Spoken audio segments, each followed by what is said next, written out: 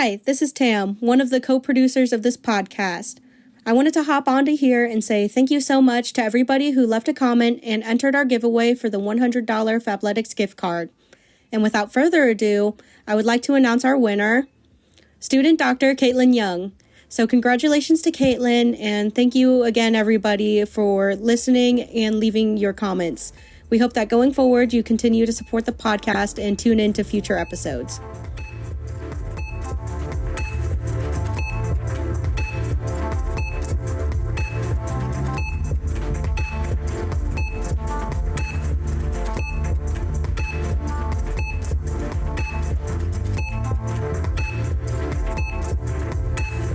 Hello everyone, my name is Raven Lirio, and welcome to the Young Physicians Network Guide to DOing Med School. I am a second-year medical student at ATSU, Kirksville College of Osteopathic Medicine, and today I will be hosting a discussion about building up a CV.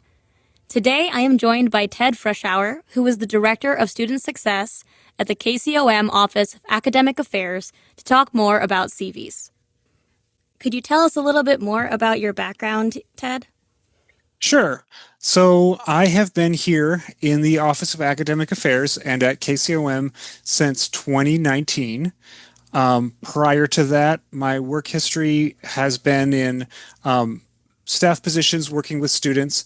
I worked as an undergraduate academic advisor for a long time, and then I worked with transfer students at the undergraduate level before coming to KCOM, and I've learned a whole lot about medical education in the last going on 7 years.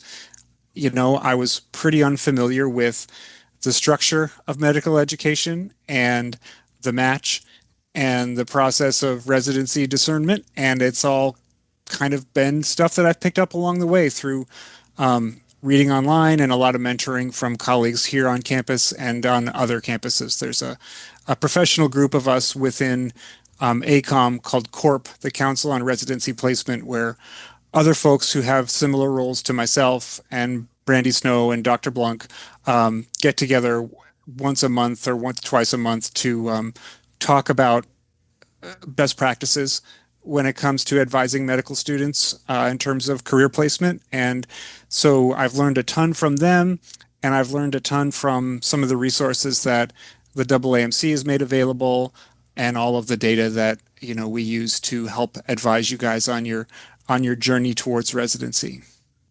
Awesome. Well, thank you so much for joining us today. You're welcome. Happy to be here. Awesome. So my first question for you is, what's the main difference between a CV and a resume for students that aren't as aware that there is a difference? Sure. So resume is a French word, and it means summary. And CV is a Latin term. It stands for curriculum vitae, which means course of life. And so your resume should be written in French and your CV should be written in Latin. That's the essential difference that you need to know. That's what the MCAT's for, is to make sure that you know your languages before you're ready to write your CV. No, the difference is essentially they're very similar. They serve similar purposes, and you could use the terms interchangeably, essentially. But there are different expectations for what a CV is going to look like and sort of feel like.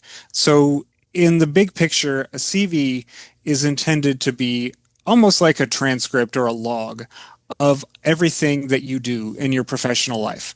So starting with your education, you know, your continuing certifications, your licenses that you're going to obtain, your continuing medical education, any sort of work that you do, either paid work or significant volunteer work, and then your academic credentials in terms of publications, in terms of research projects, labs that you've participated in, and later labs that you will lead, committee work that you do either within, you know, the employment structure that you work in, or work that you might do on, let's say, professional organizations or area health organizations, any kind of time that you commit to career-related activities, and then community service as well is something that you'd record. So So a CV is really a record of everything that you've done chronologically.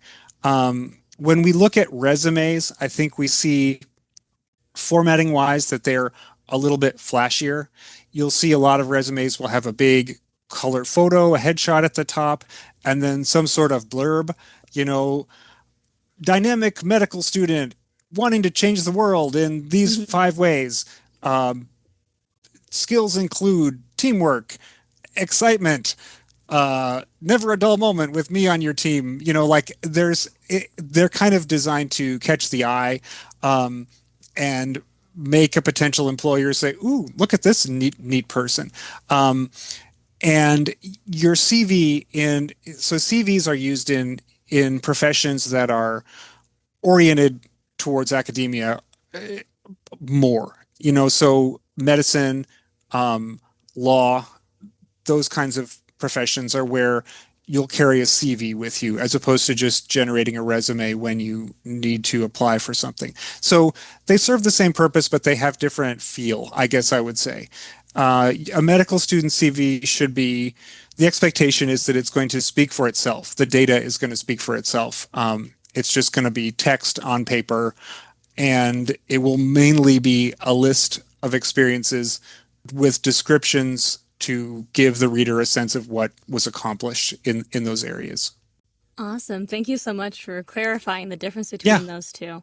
I know usually resumes, they say, is keep it around like a page, maybe two. Is there a limit when you're doing a CV since it's a compilation of everything you're doing? Yeah. So, yes and no.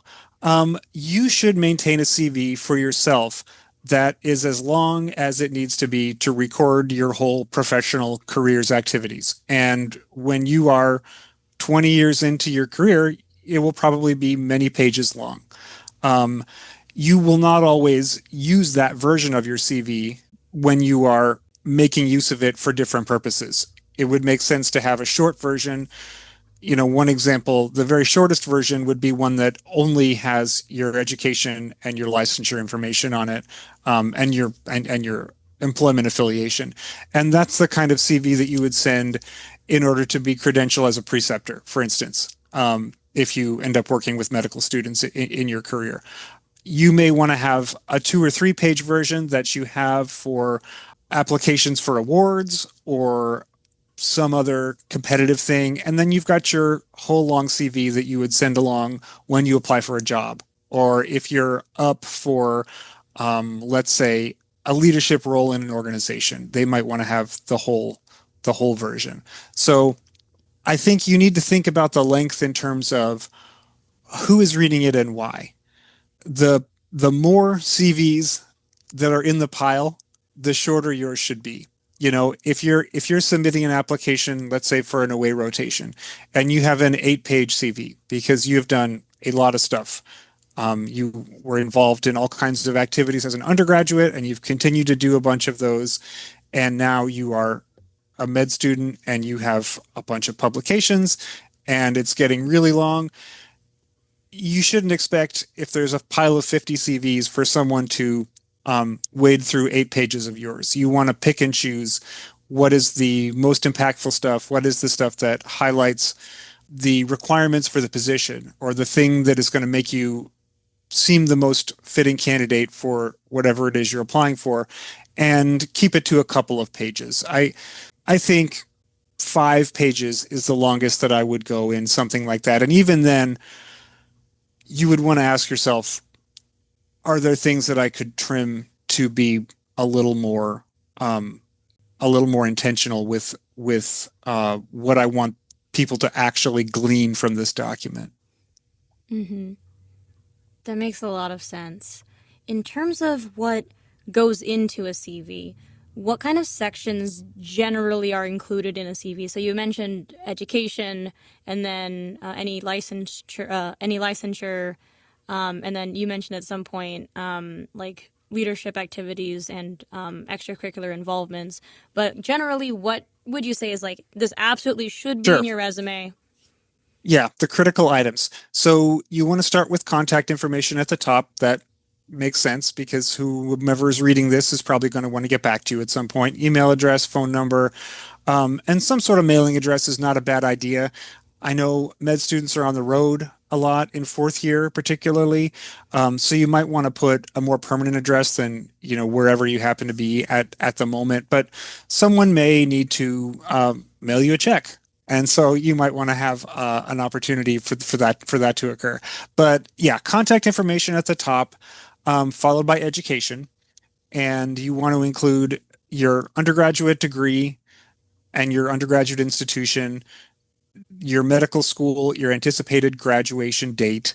And then I think that's really all you need to do for education, unless you have done some sort of intermediate coursework.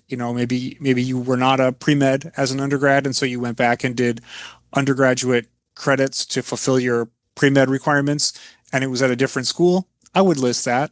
But if you picked up 6 credits over at a community college while you were an undergrad, I don't think you need to list that. Mhm. That sort of we've moved beyond that level of detail for your educational history. So education is one. I think it's always valuable to list your work experience. And depending on how much work experience you have, it may take the primary position past your education, or it may be down lower on the organization structure. Um, but I think especially if you've held full-time work between undergraduate and medical school, you want to get that up to the top, because you do want to use this as an opportunity to lay out like the path of your life. So someone can look and say, okay, I get it. This applicant was an undergraduate during these years, then did a medical scribe job for a year, and then was, did some other tech job for a year, and then went to medical school. So it's all kind of up there. You don't need to list out every single work experience that you've had. I think if it was not really related to your journey towards medicine, you can feel free to leave part-time work off. But if you have only ever done part-time work, and sometimes that's the case, if someone went straight from undergrad to med school, it's nice to list that you have had a job, just so someone knows, yeah, this person knows what it's like to clock in, um, Mhm. and has just had that experience of life. So yeah, it's education, work, and then some combination of sections that are going to talk about your extracurricular experience. And normally that is a mix of what you would call leadership positions, community service. You can say clubs and organizations, or you can just say extracurricular activities, volunteer experiences. There's no set naming convention for these different categories. So it's up to you how you want to mix and match and build that in the way that makes sense. But most people have a separate section for their leadership positions, because you want to highlight those, and then another section for other extracurricular organized activities. Then you're always going to want to have, if you have done research experience, that typically goes in a separate section. And then academic publications and presentations is a separate section beyond that. That's the key stuff. Certifications will be more important later. I think there's a standard set of certifications that most medical students have. Everyone puts BLS and ACLS on their CV. It sort of does go without saying that you're going to have those as completing your second year of med school, but you might as well put those on there. And later you're going to put, medical licensure and board certification information on there. So this is kind of like a practice version. I mean, it has stakes, but the CV of a med student is very different from the CV of a working physician. So yeah, those are the key sections. Most people add hobbies and interests at the end, just to give potential employers a chance to make small talk with you and get a feel for what you like. Yeah, I think that covers. And then there's often a section on honors and awards where you can list any scholarships that you've earned, or if you have a Touch Hour Award, for instance, or the Gold Humanism Honor Society, or if you were selected, like as Student Researcher of the Month, any sort of thing like that. And stuff that you did as an undergraduate can also be included if you were captain of a athletic team that, won a champion, or you're like all conference academics, you can put that on there too. Awesome. Thanks for breaking that down so clearly, what the different sections in there Yeah. might be. You mentioned a little bit about undergraduate. I know especially a lot of students that are going straight from undergraduate into medical school. How much of your CV would you say can you keep undergraduate, and how much should you kind of remove that and replace it with things you've done in medical school?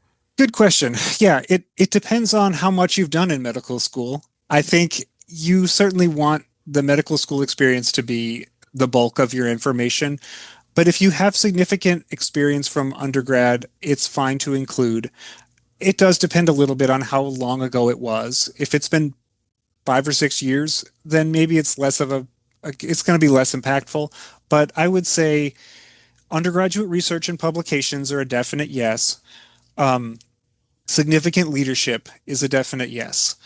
Beyond that, I think it just kind of depends what your intention is, what you're highlighting as you produce your CV. I mean, we think of these as medical students, the main sort of audience for these documents are going to be um, facilities that you're applying for an offsite rotation, the residency application, in which case your CV is actually not included as a document, but it's broken down and re-uploaded into the ERAS or residency CAS or whatever application service you end up using. You don't actually forward a copy of your CV to them directly. You pull it apart, put it in boxes. And people who are going to write you letters of recommendation.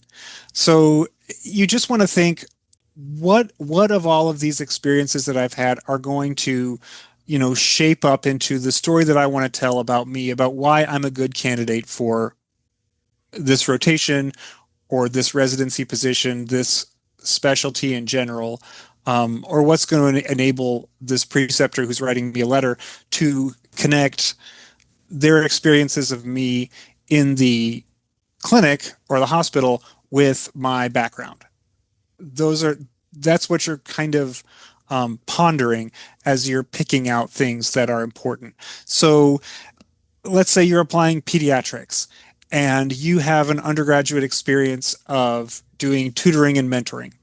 It may not have been a huge deal to you at the time, but that's pre-professional experience in the field. You should definitely list it. If you were 3 seasons on the Frisbee golf team, that may be something you leave off, unless Frisbee golf is your number one hobby and you want to make sure that everyone knows that you love Frisbee golf, and then you put it on. So it's a personal choice. Got it. So definitely you can mix some, but then again, focus a little bit more on what you're doing while you're in medical school where you can. Yeah, I think so. Awesome. I think so. And so one thing I wanted to ask specifically is kind of targeting first and second year students. They're building a CV really for the first time. Do you have any recommendations on where they should focus on in terms of what they should get involved in with building a CV? So some students go very hard into research and think that's the main thing they have to build up. Some build up and volunteer and extracurricular touch hours. Do you have a kind of general recommendation on where students that are wanting to start on a CV and get involved in something where they should think to look at and go?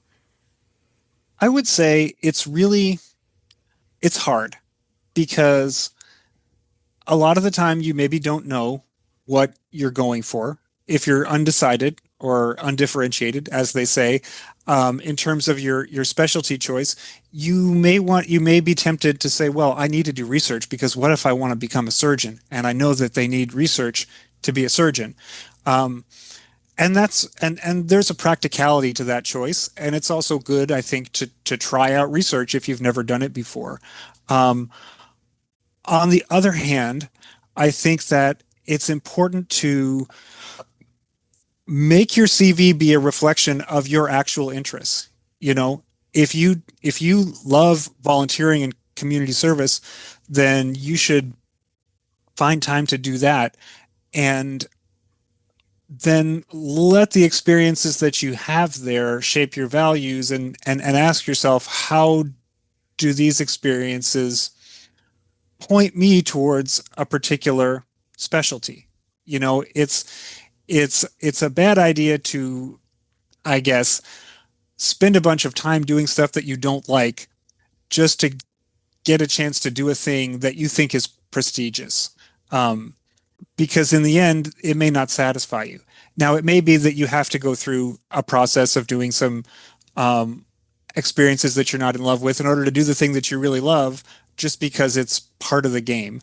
And so I think it's worth conversing with people in the field to ask, how much of this do I really need? I think that there's a bit of an arms race going on within the medical student world regarding research. Um, People are fighting really hard to squeeze in as many publications as they can, and that is kind of how academia works to some extent, and how academic medicine works. I remember listening to an episode of this podcast with Dr. Bruce Young from last year, and he talked about research is the coin of the realm. Publications are kind of the thing that you can quantify.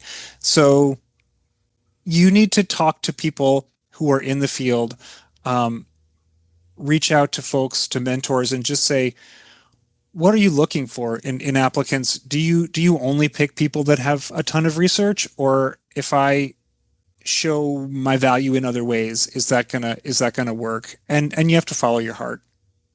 Hmm. Yeah, I think it's really hard in medical school for a lot of us. It's hard not to think that I need to check every single box and try to fill everything that you can. So I think one thing I would love to hear from you is like how students in your experience have kind of like shaped a narrative in their CV. Because again, a lot of people are like, let me just do everything possible so that I can fill my CV with as many things and look competitive.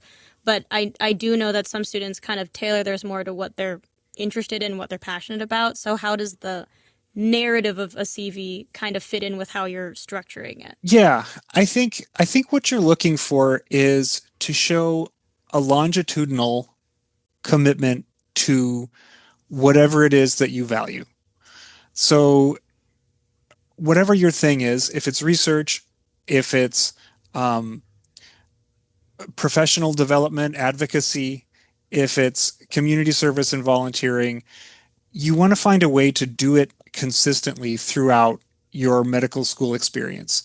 I think a big difference maker is if you're able to keep doing it after you leave campus. When you go into your clinical rotation years, if you can find a way to convert your role from the on-campus organization version to either a long-distance version of that, or if you can get your feet on the ground in your new place and continue to do it, I think that shows a real commitment that you're willing to make opportunities for yourself in a new place, and you're going to make time and just generally um, find the bandwidth to continue to make a difference. The other thing I would say is, like, I think a CV works best when it's a compilation of your accomplishments, not so much all of the organizations you were a part of, but here is where my role made an impact. Whatever you can quantify is usually a good thing. Problems that you've solved, um, hours that you've spent, dollars that you've raised in some cases, and then skills that you've learned, and you can talk about that in your descriptions of your experiences. A lot of the time, people will, you're part of the emergency medicine club, and you say, like, the emergency medicine club exists to give students an exposure to emergency medicine, and it's like, okay, yeah, we kind of know that that's what that is. So if you can find a way to say, here's what I got out of the emergency medicine club, here's how it shaped me, or here's what I did to provide opportunities for myself and my classmates during this experience. That's what you want to put on the CV as part of your story. Got it. That makes a lot of sense. Thank you for clarifying that. Oh, no problem. One thing I've heard from people before is you shouldn't really list organizations you were a part of if you weren't like the president, because it's not necessarily a leadership position. Do you agree with that, or do you think that even if you were a member of something, as long as you can add what you got value out of it, it's still worth placing, because some people just don't like taking executive positions. Right, right. That makes sense. I think, yeah, I think you should feel perfectly comfortable listing everything that was meaningful to you, whether you were a leader or whether you were just a member. I think if you were a member of 15 organizations, you're going to find that your CV is getting long and you may not have a lot to say about 7 or 8 of those 15. So you could just list them at the end. You could have a section called additional memberships, and boom, it's 7 lines long, the names of 7 clubs. And at that point, you sort of ask yourself, does it even matter that I have these on here? But for your own records, it's good to keep them. But the ones that you think were more significant and you want to develop a little bit into little blurbs, then you could put those in another spot.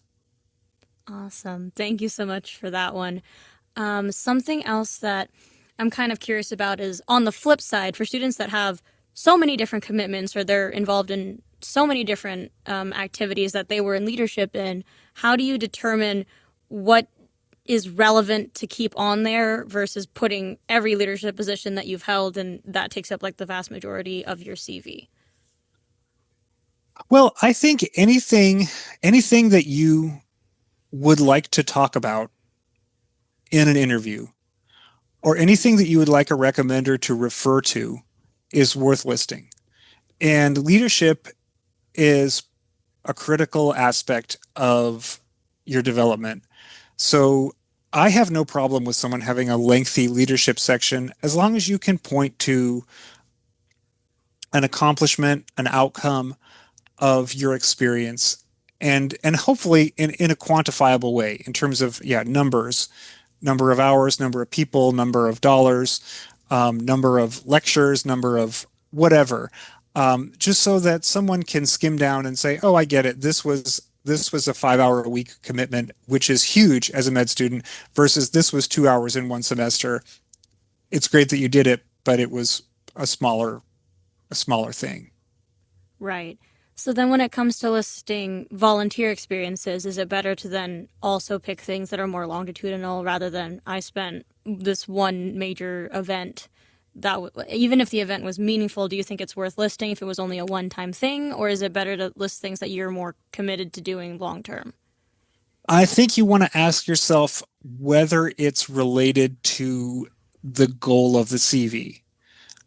I think if you're wanting orthopedics and you attended one orthopedics lecture for 1 hour outside of class, you might want to list it to show that this one additional lecture or club topic, or volunteer day or whatever, it's probably worth listing.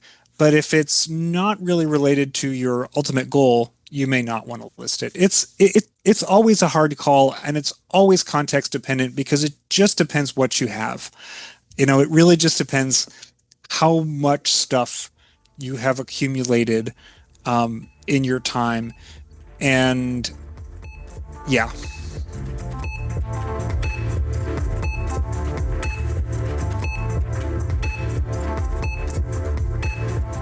You're listening to the YPN's Guide to DOing Med School. This podcast is hosted by the Young Physicians Network of MAOPS, the Missouri Association of Osteopathic Physicians and Surgeons. MAOPS has been the voice of osteopathic physicians in Missouri for the past 125 years, advocating for the osteopathic profession at the local, state, and federal levels. This podcast is created for students, by students, to help with the unique struggles of medical school, tailored to the osteopathic experience. Have a topic that you'd like to hear about next season? Let us know at our social media pages. You can find us on Instagram at DO_MAOPS, that's MAOPS, and on Facebook at Missouri Association of Osteopathic Physicians and Surgeons. This is YPN's Guide to DOing Medical School.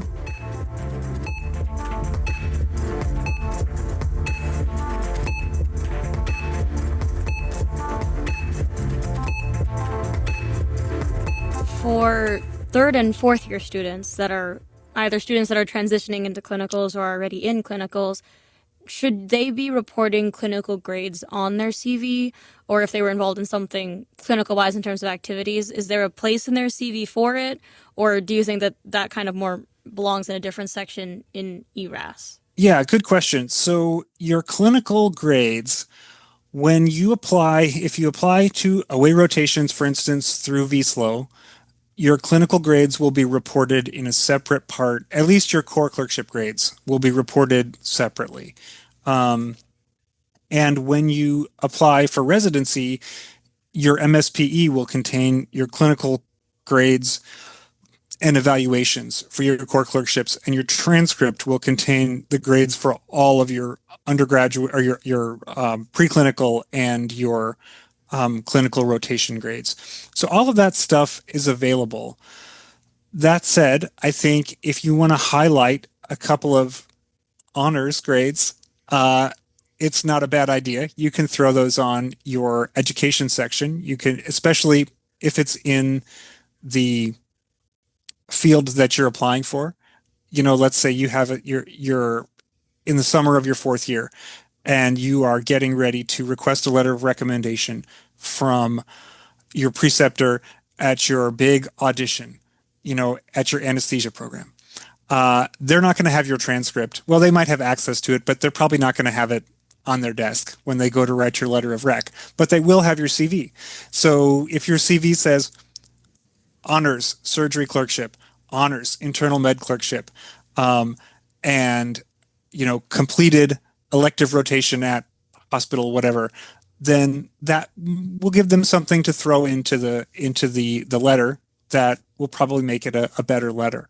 So I think it can be worthwhile to do that. Most people leave that stuff off, though, honestly, and just let the additional documentation cover their clerkship grades. That makes sense. And the same with board scores. You know, you can put step one pass, level one pass, step two, whatever, level two, if you have a score at that point. But again, you can leave that stuff off. It's going to be reported elsewhere.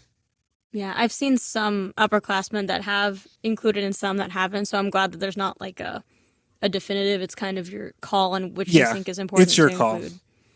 Yeah. By the time anybody is making these decisions, that information will be available to them through another channel.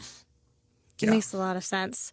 Do you have any other recommendations for students that are applying to ERAS soon, or they're currently applying to their away or elective rotations, in terms of what should be included in their CV before they submit for an away?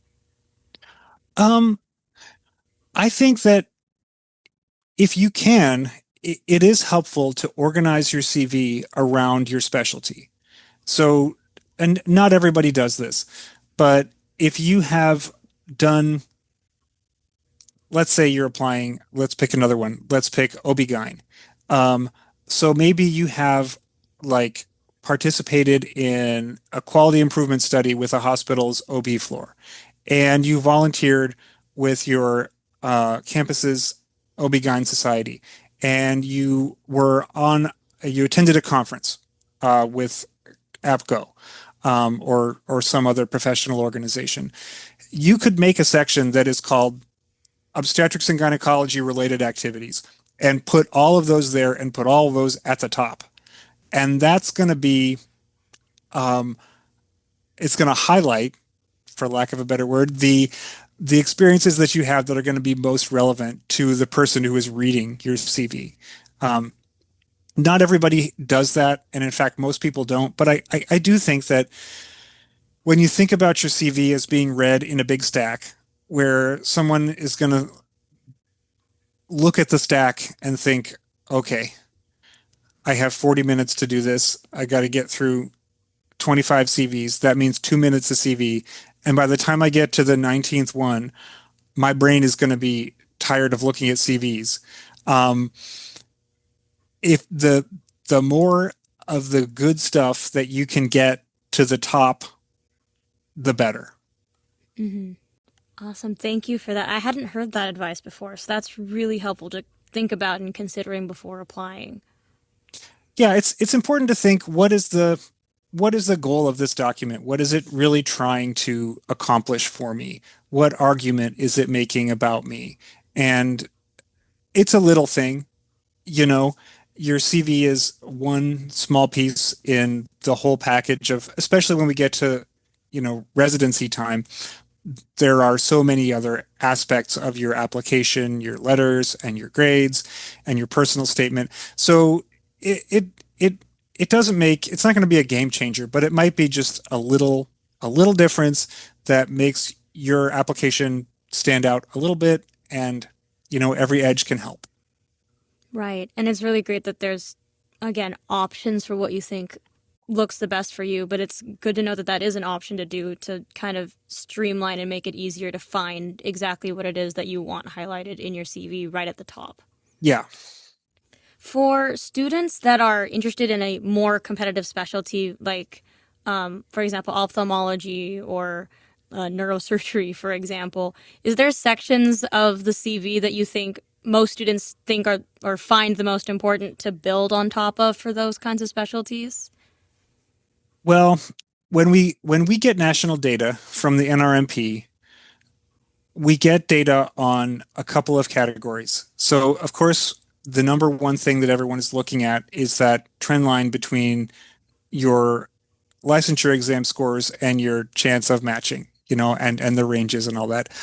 But we also receive from the NRMP, we don't get the same level of detail from the San Francisco match regarding ophthalmology, but I think we can make some assumptions that it's not that different. They will tell us this is the average number of research experiences or the average number of publications that a matched versus an unmatched student has had.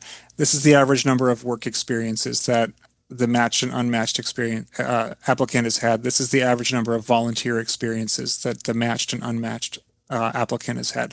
So research and publications are the thing that students are the most concerned with in those areas. That is, I think there's a perception that those fields are already selecting from students with board scores at the upper end of the range. Whether they're all in the top 25% or something is not always the case, but the average is higher than in some other specialties.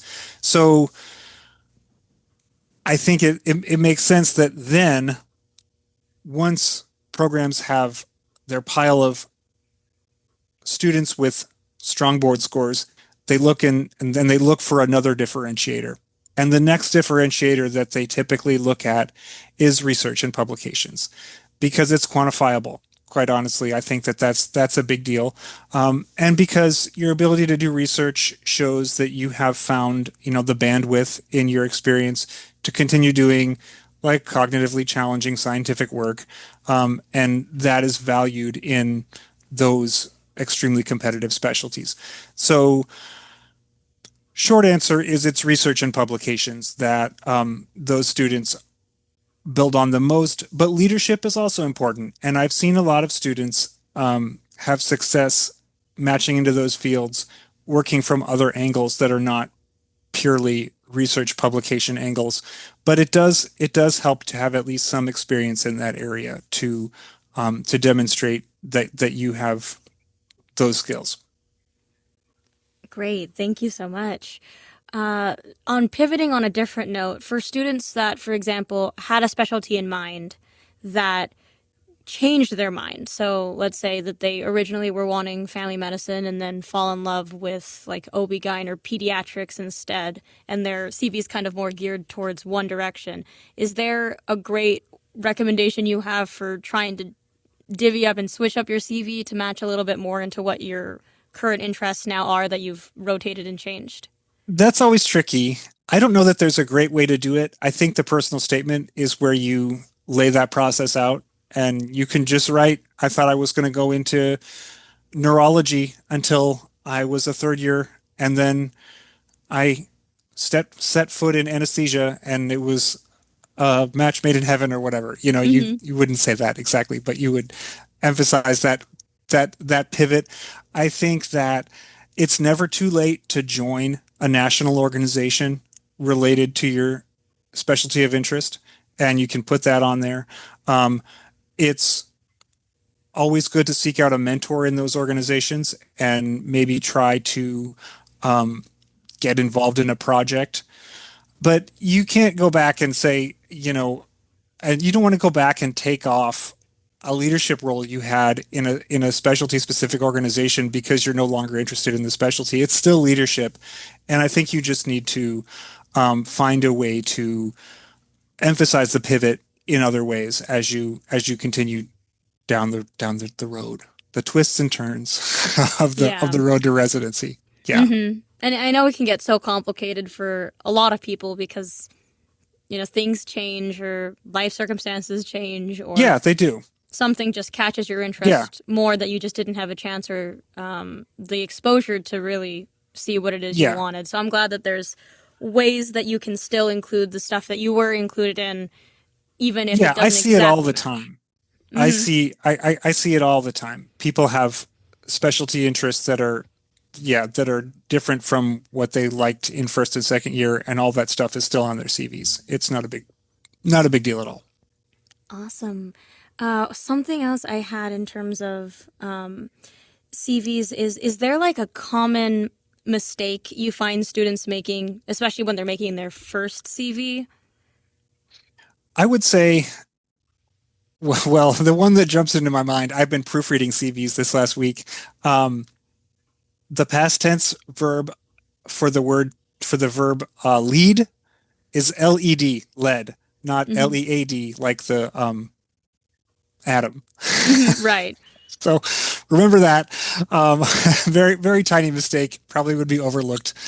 I think just in terms of the drafting of it, be aware that your reader is probably familiar with most of the experiences that you're talking about, so you don't need to describe things that they already know. For instance, if you were a medical scribe, you don't have to put the definition of your duties as a medical scribe, because any physician who's reading your resume knows what a medical scribe does. The same for a patient care tech or a medical assistant or a phlebotomist. You'll want to list out your hours, how many hours you spent in the role. And if you have any special experiences from that, if you were a trainer or a lead, you would probably want to list that out. But you don't have to be like, I completed blood draws for patients in a variety of scenarios. It's like, we get it. The same is probably true for other experiences. You just don't need to. I think keeping it concise and focusing on accomplishments is the main tip I would go with for your descriptions. I like past tense. I think it's simpler to just write everything in past tense. That way, you don't have to go back and change the ones that are currently written in present to past when the experience concludes, because a lot of the time these things are following you asynchronously.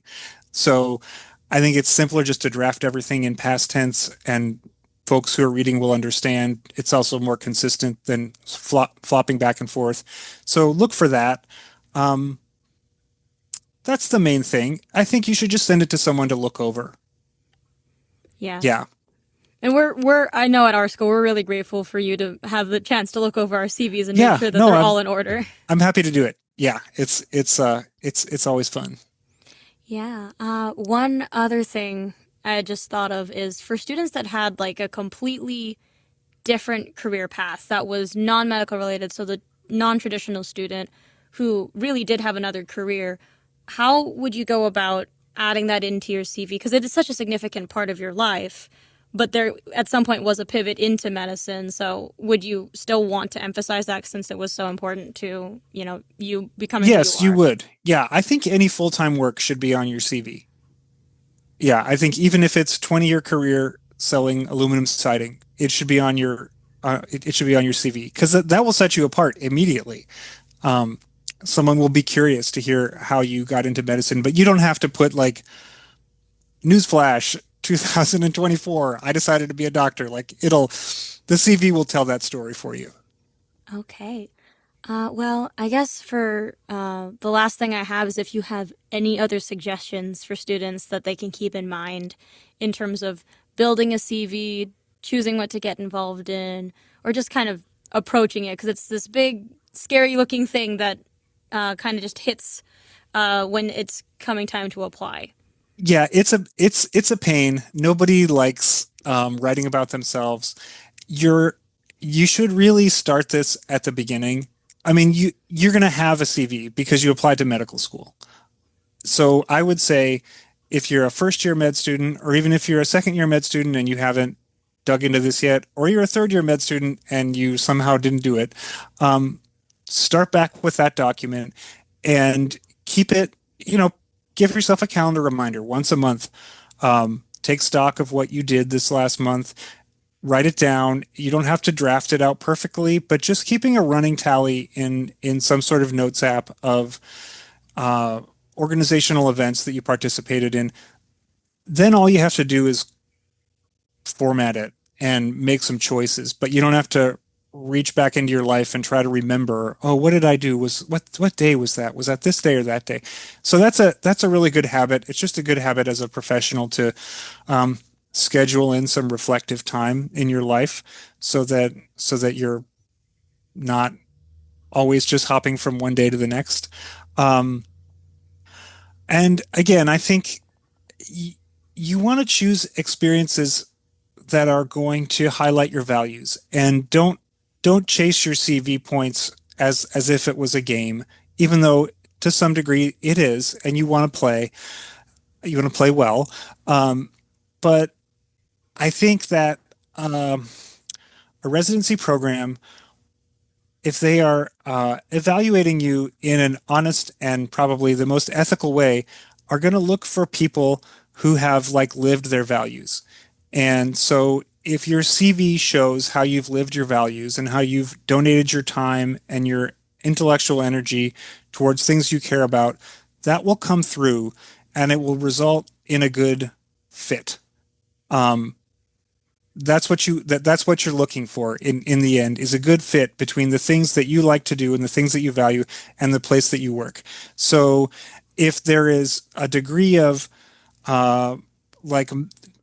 not misrepresentation, but if you spend a lot of time doing things that you don't really like just so that your CV looks good, you might get a job that you don't really like, and that's not fun. So just try to stay the course, and you'll be okay.